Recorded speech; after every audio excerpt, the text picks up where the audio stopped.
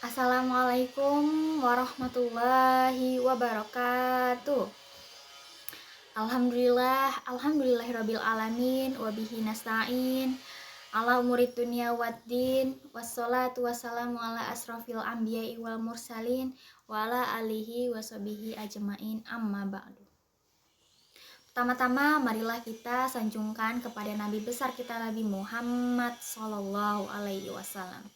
Semoga kita semua akan mendapatkan syafaatnya di yaumil akhir kelak nanti. Amin, amin ya robbal alamin. Sini saya akan menyampaikan ceramah yang berjudul hubungan antara ibadah haji dengan hari raya Idul Adha.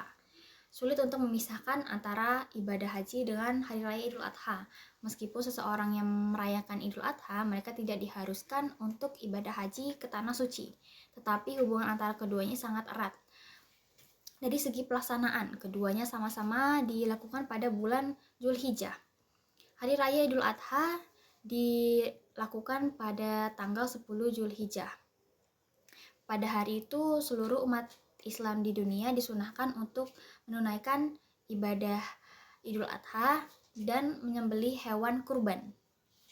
Dan pada hari yang sama, jutaan jemaah haji bergerak dari Musdalifah menuju Mina untuk melempar jumroh sebagian dari ritual ibadah haji mereka. Tepat sehari sebelumnya, pada tanggal 9 Zulhijjah, ketika para jemaah haji sedang wukuf di Arafah, seluruh umat Islam di dunia ini disunahkan untuk melaksanakan puasa. Ini nama puasanya adalah puasa Arafah. Dan puasa Arafah adalah ibadah yang disunahkan yang terkait dengan Idul Adha. Namun dari segi tempat pelaksanaan, kedua ibadah itu memang bisa dilaksanakan dari tempat yang berbeda.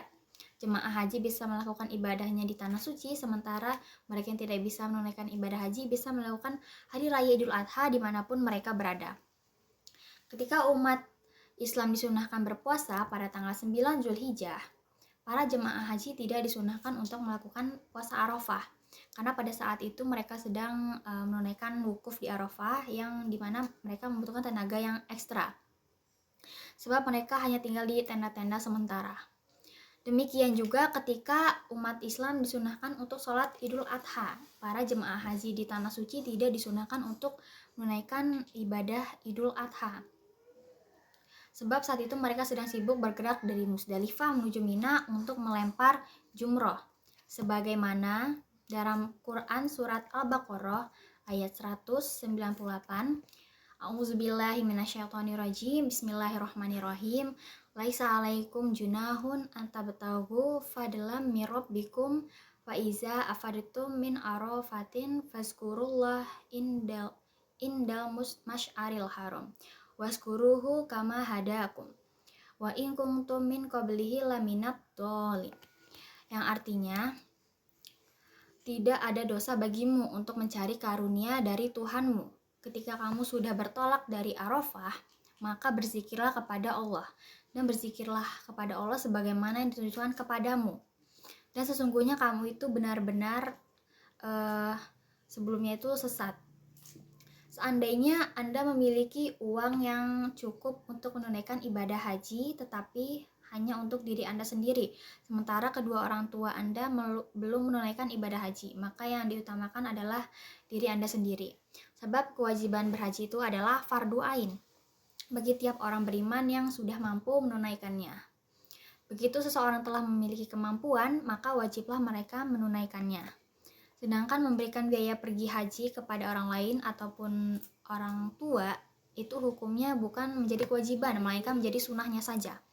Demikian juga sebaliknya, ketika seorang ayah atau suami sudah dicukupkan rezekinya untuk menunaikan ibadah haji, maka wajib baginya untuk menunaikan ibadah haji. Sedangkan memberikan biaya pergi haji kepada istri atau keluarganya itu bukan termasuk tanggungannya. Pada dasarnya tidak wajib hukumnya. Secara tingkat prioritas, seorang suami atau ayah itu diwajibkan untuk mencukupi nafkah keluarganya saja, maka wajib untuk menafkahinya. Ketika seorang suami atau ayah sudah ada dana yang lebih, bisa menunaikan atau membiayai seluruh keluarganya, maka wajiblah dia untuk membiayai ibadah haji kepada istrinya dan keluarganya. apalagi seorang anak yang pada hakikatnya tidak diwajibkan untuk menafkahi keluarganya. Bila anak itu baru mampu untuk membiayai ibadah haji untuk dirinya sendiri, maka dia harus menunaikan ibadah hajinya. Tidak wajib bagi dia untuk menunaikan atau membiayai keluarganya. Semua ini berlaku manakala biayanya itu memang hanya cukup untuk satu orang saja. Apabila cukup untuk orang banyak, bisa membiayai orang banyak, maka lebih baik dia bisa menunaikan ibadah haji bersama-sama dengan kedua orang tuanya ataupun keluarganya. Sekian dari saya. Apabila ada salah kata, saya mohon maaf. Kepada Allah saya mohon ampun. Akhirul kalam. Wassalamualaikum warahmatullahi wabarakatuh.